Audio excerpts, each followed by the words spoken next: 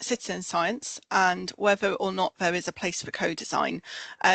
I am an interdisciplinary social scientist with a background in zoology and ecology. So over the last 10 years, I've shunted more into the social science. And by doing that, it's kind of shown me that we need to understand the people side of things if we are going to gather data and do meaningful science. It's kind of it's part of a system. So we need to do all of it and do all of it well. So and co-design is one approach that we can use where appropriate, as hopefully I'll demonstrate today.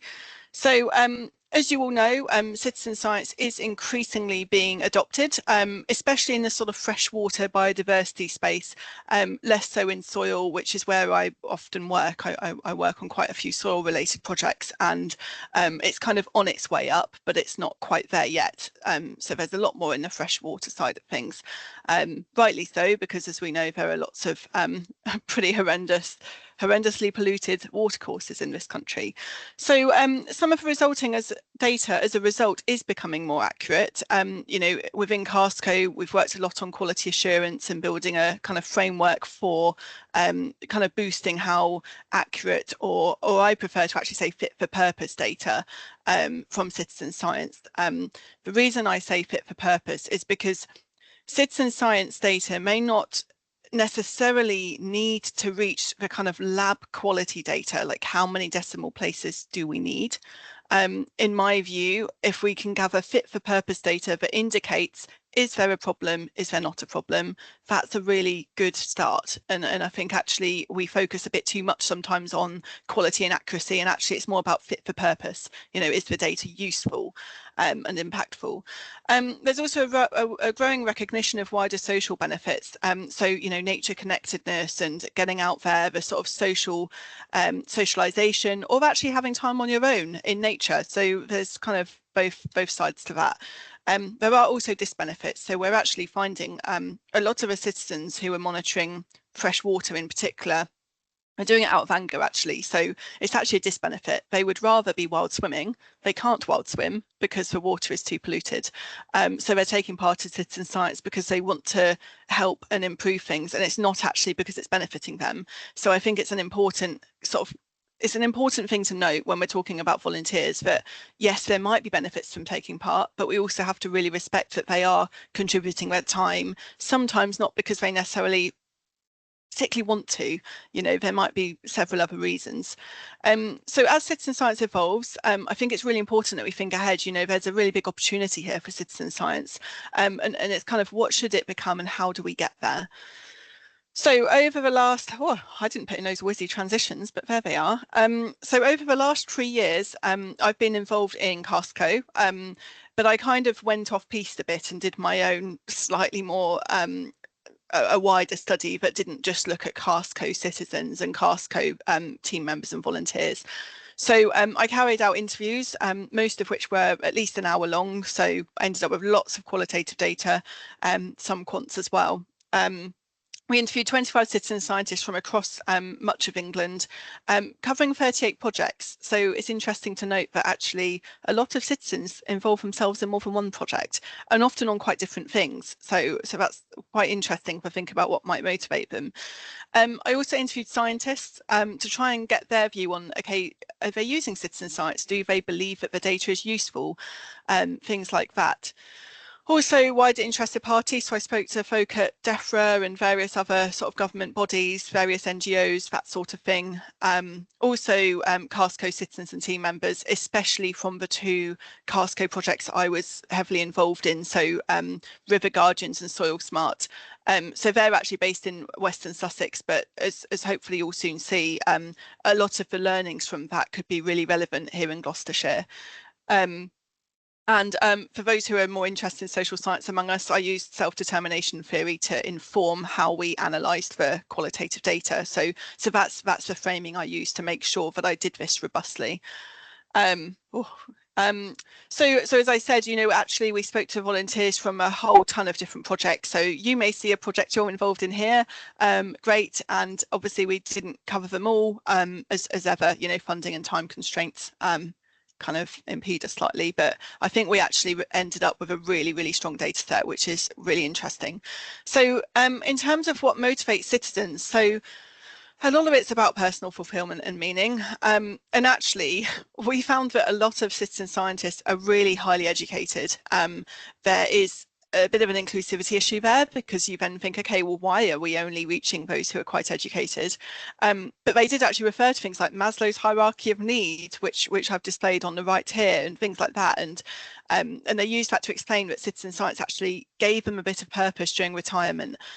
So again, we did find that a lot of our citizen scientists are retired or nearing retirement, and a lot of them are experts too, which is where it becomes tricky when I've had scientists say, oh, the data is never useful, it's never meaningful, when it's not particularly respectful, when actually a lot of the citizens have a huge background actually in the monitoring they're doing. Mental health benefits, so some of them did feel that it helped with their eco-anxiety and well-being, and it helped them to practice mindfulness. So there were some really great kind of well-being benefits there.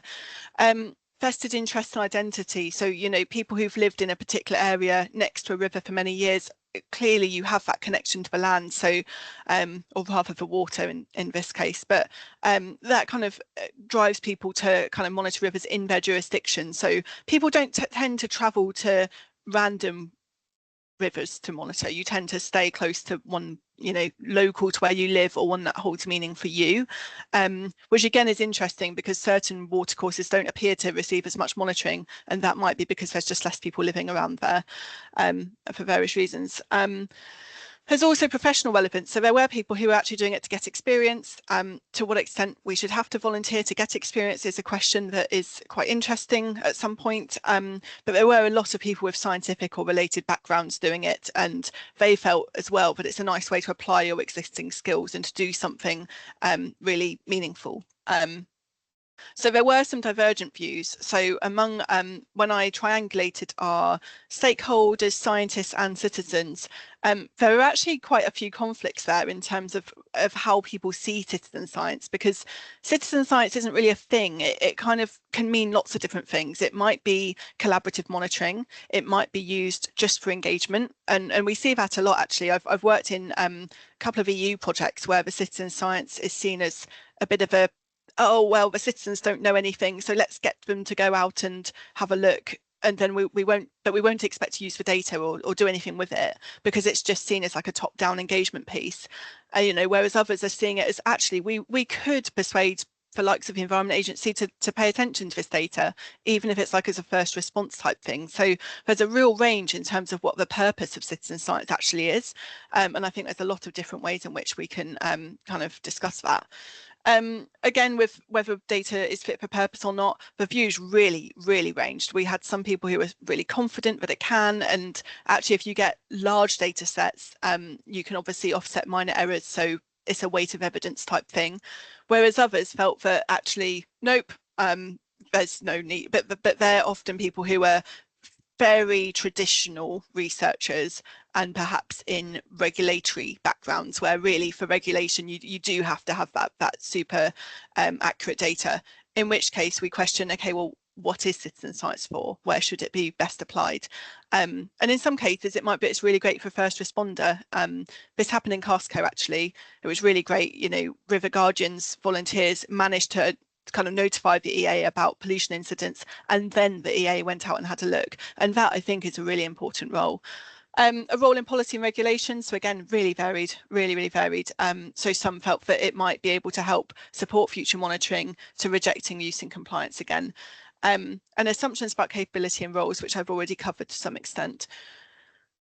To kind of decide whether co-design may or may not be a useful approach, we actually, over 3 years at various stages in our interviews, and also with the whole CaSTCo national programme, we carried out some time travel exercises. So we actually asked people, where would you like to see citizen science get to in, say, 15 years' time? And once we analysed everything that everyone said, these are kind of the key points that we came out with. Some of them are positive, some of them are slightly more complex. But as I'll hopefully show in a second, nearly all of them lend themselves to a need to kind of co-design and do pragmatic co-design and involve citizens in those processes of decision making. So I then also explored the current extent of co-design, because I didn't want to reinvent the wheel. If it turned out that co-design is already totally being used, then there's no need for me to carry on. But we found that actually the interviewees generally reported really limited opportunities to provide that kind of meaningful input. Or if they did have that meaningful input, they weren't necessarily told about it. So there's kind of a lack of transparency there. And then actually the projects that are more kind of initiated by activists, they often are more co-designed, but then they sacrifice on the fit for purpose data. So I think there's kind of a balance there in terms of finding, okay, let's make sure that everyone gets a role in decision making, but where it's appropriate, which is why I use the term pragmatic co-design, because a lot of co-design researchers are quite kind of purist about it. They say projects must be co-designed all the way through at every single stage, whereas with citizen science, my sense from doing this research is that actually it's useful at certain points and where it's appropriate. And where there are instances where actually we do need scientists or experts to help make some decisions, as long as there's transparency there about why those decisions were made, then that's kind of okay. And that again helps with it not being such a time-consuming, scary thing. I think I've had people say, oh, but co-design will just take us too much time, we don't have resource. Co-design can be embedded. So if you're meeting with your citizens anyway, you can quite easily embed a few things just to quite quickly include those elements of co-design. So a worked example of co-design comes from River Guardians. So River Guardians was definitely a very pragmatic use of co-design. It wasn't fully co-designed by any stretch, simply because CaSTCo came along and had funding to do quite a specific thing. So from the very beginning, you can't fully say it's co-designed, even though we gave the citizens and wider stakeholders as much say as we possibly could. So we had early kind of pub workshops, so meeting people in the pub over a pint or a Coke or whatever people would like, with farmers who I tend to work with at CaSTCo. But, you know, bringing people together and having those social occasions can really help. And you ask them really open questions and say, what would you like to achieve here? What would you like this project to do? And it's those kind of questions and actually listening and taking it forward rather than having a flip chart that's then disposed of or disappears into the ether. You know, I think it's taking it seriously. But, you know, co-design was bounded by some pre-agreed deliverables and regulatory discussions, but actually on the most part, citizens were pretty comfortable with that because that's the nature of the game, really. It's a chicken and egg situation. So we held kind of 6 monthly meetings, participatory exercises, and we iteratively adapted the tools and reporting by the project team. We even co-designed with the citizens. You know, we said to them, how would you like the data to be presented back to you? And they helped us to design like a scorecard. So my colleague here, Smith at Western Sussex Rivers Trust, he did an amazing job of developing these beautiful scorecards, which we now can see are being taken up by other projects. So key learnings is that, you know, it's a realistic model of co-design, so it's participatory, but we can anchor it in scientific standards and funder requirements. It's all about being transparent, allowing volunteers to choose their level of involvement. So during my interviews, I found that some citizens want to be on steering committees and have a real role in it. They tend to be those that have a background in this stuff, whereas others say, I actually just want to go out and do some sampling. I'm not fussed about decision making. I'm happy to just be left to it. And again, that's fine, but it's just giving those people who would like a say. And also blending local knowledge with expert oversight really strengthened the data, actually. So we had more fit for purpose data by asking the local volunteers what they know about their local watercourse. Soil Smart is another quick example. I won't go into as much detail on this because it's slightly less relevant here, but this was a project with farmers. So we brought farmers in as the citizens because there's a real call, especially with the EU soil mission, to boost soil literacy. Farmers often know their land and soil better than anyone, but they often actually, at the moment, with the amount of paperwork they have, they don't actually get out into a field as much as they'd like. So this was a good opportunity to both get them out there looking at their soil and to see and test whether sort of citizen science might have a potential for soil health. So they were able to choose completely everything. So it was much more co-design. So we said to them, which tests are you interested in? Which ones would you like to do? How would you like to record the data? And we didn't go digital by default. We said, if you'd like to do a clipboard, fine. They did then choose Soil Mentor. So we organised training to make sure they were able to use it. We did also test a machine learning device, which I don't have time to talk about today, probably. But if you'd like to know more about Soil Smart, do say in the Q&A. So I'm going to skip over this bit because I don't feel that it's so relevant. So yeah, so as I said, yeah, they got to choose all of their tests. As some of you may know, there are a lot of different soil tests you can do. And we said to them, you know, we worked them through it in a workshop and said, which of these do you feel are most interesting to you? Bearing in mind time requirement, and this is useful for all projects really, making sure we don't kind of take the mickey out of volunteers if they're going to volunteer their time.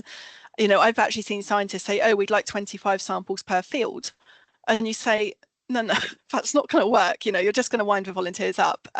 They won't have time to do that. So it's getting this compromise between giving the scientists what they might want and also giving volunteers not such a heavy workload that they do it once and then never do it again because they realised it was too much. And again, yeah, we provided them training and I designed these instruction sheets, which were then laminated for out in the field because their preference was clearly, if it's raining, you don't want to be on your phone trying to muck about working out what you're doing. So having laminated instructions was actually, it's quite basic, but it really helped. So out of all of this, so the 2 CaSTCo projects and all of the interviews over the last few years and the time travel exercise, we have developed 12 principles for co-designing citizen science. So again, these can be used quite pragmatically. You might nip in and out, you may use some of them and ignore others, depending on the project. I think it is really context specific. But one that I would really push people to try and do is at the start of project or even midway through projects. So if you have a project that's already begun, try to make sure that you are co-creating a shared vision because volunteers are more likely to stay involved, especially with longer term, you know, monitoring, if they feel they've had a say in what they're doing. So having a purpose and a scope, clarifying that and setting mutual expectations. So asking people what is realistic and what do we really want to deliver here? And also understanding their motivations and context. So, you know, certain people may be more motivated by the environment. Others might be saying, actually, I just want to come and hang out with friends and do some sampling. Also fine. So it's just really understanding how we can kind of nurture them. And then effective facilitation is crucial. So something we found with River Guardians is that my colleague Kia was a really great volunteer coordinator, really good. He would engage his citizens really regularly. He was a very open, approachable guy, and having those skills in facilitation, even in things like conflict management, because things can get quite heated when you're deciding how these projects should run. Having that training is absolutely crucial so that people feel they can voice their views. And obviously having some in-person workshops and events is really important. I know, you know, things have moved online a bit more sometimes, and I think it's still important for local projects to have in-person as much as possible. I'm not going to go through all 12 principles because I would be here for 2 hours. But another one I wanted to just kind of chat about in a bit more detail is around sharing data and results responsibly. So we found a really high demand for clear feedback and also making sure you're asking them how they'd like to be given results. A lot of citizens won't respond well if they're given some really overcomplicated graphs. You know, I work with natural scientists every day, and sometimes they present graphs that I can't even make sense of because they've tried to present 3 different types of data on one graph with really confusing scales, and it's just not helpful. I think it's best to try and either work with someone who understands how to communicate with wider audiences, or ask the citizens themselves, you know, how would they like to see this data presented. Things like scorecards and that kind of thing can be really helpful. And also trying to do it in a timely way. And if it's not going to be timely, as often with scientific data, it's not timely because it takes a long time. Just be open and honest about that. And if something goes wrong with the data, for example, if it's not as accurate as we'd hoped, or if there's big margins of error, that's also fine. I think it's all about being transparent and open, so that you can then work together to improve. So yeah, in terms of effective use of co-design, so it's using it pragmatically, making sure you have the right skills there. And again, you know, looking within your team, you might find that people may naturally be a bit better at facilitation than others. And it's just, it doesn't necessarily have to be you need to find budget to recruit an entirely new person. Clear scope and expectations, supportive institutional structures. So something I say all the time is that funders at the moment are not flexible enough. You know, we aren't given realistic timelines a lot of the time, and we're kind of given a really strict kind of remit, and we have to say exactly what we're going to do before we've secured the funding, and then you deliver it and think, well, you know, that doesn't really give much room to do co-design. So it's kind of just, we need a bit more flexibility. Also, I'll only touch on this briefly, but a paper I'm writing at the moment is on procedural agonism. So I've come up with this idea that against the current political landscape, which is kind of characterized by neoliberalism and increasing kind of populist views, actually, it's becoming really polarized. This actually comes up in citizen science even, because you may come across citizens who are quite disagreeable or difficult, and that's fine, but again, it's having that conflict management and understanding that actually we have to build in space for disagreement. You know, a lot of facilitators shy away from it and kind of just want to get consensus at all cost, but then the consensus you reach ends up not being very ambitious because you're so scared of kind of rocking the boat. And I think we need to kind of not assume that consensus is possible. Actually, there's always going to be power dynamics there. So adopting a procedural agonism, which it's best if I send the paper around if it ever gets published. But you know, that's something that I'm working on at the moment, and I think I would love to share in future once I've taken it a bit further, because I think it's really important for making sure that we are having truly open discussions, because I think constantly trying to seek consensus when we're talking about really complex stuff just isn't necessarily productive or ambitious enough. So yeah, there are obviously some risks and limitations to co-design. So if you have people involved in a project who are a bit tick boxy, so they've not necessarily bought into co-design and they see it as a tick box, you know, I see it semi regularly where I have to say, have you really co-designed this? I think that's something it's really important, and hopefully these principles can help people to kind of be guided on how to do this properly. You can end up with unequal participation. So again, it's really important to have a volunteer coordinator or facilitator who is kind of constantly trying to snowball and reach more citizens so that you don't end up in an echo chamber. Risk of unrealistic expectations. So citizens may say they want to sample, I mean, for us with river guardians, people wanted to sample E. coli, and it simply wasn't feasible in the scope of the project. So, you know, we clearly then had to kind of slightly disappoint those citizens, but we explained the reasons and said, you know, we will do our best to find a way forward. But I think just managing those expectations is really important. So don't make promises you can't keep. Potential slowdown in urgent context. So if, for example, there was an instance where the pollution was so bad that there was a really urgent matter, so the Environment Agency have come and said we need this now, you can end up making quite rash decisions which aren't necessarily that productive or great. So we kind of need to stay in this middle ground of urgency. And you know, there's huge opportunities here. So you have greater legitimacy and acceptance, and as I said at the start of the talk, to get fit for purpose data, we need people, and we need people who are satisfied and engaged. And to get those, you know, actually this kind of thing is actually really important to take forward. Potential efficiency gains over time. So the more that you're involving your citizens in developing what you're doing, the more they're going to get it. They're going to know what they're doing. And I think you're then more, again, likely to get fit for purpose data.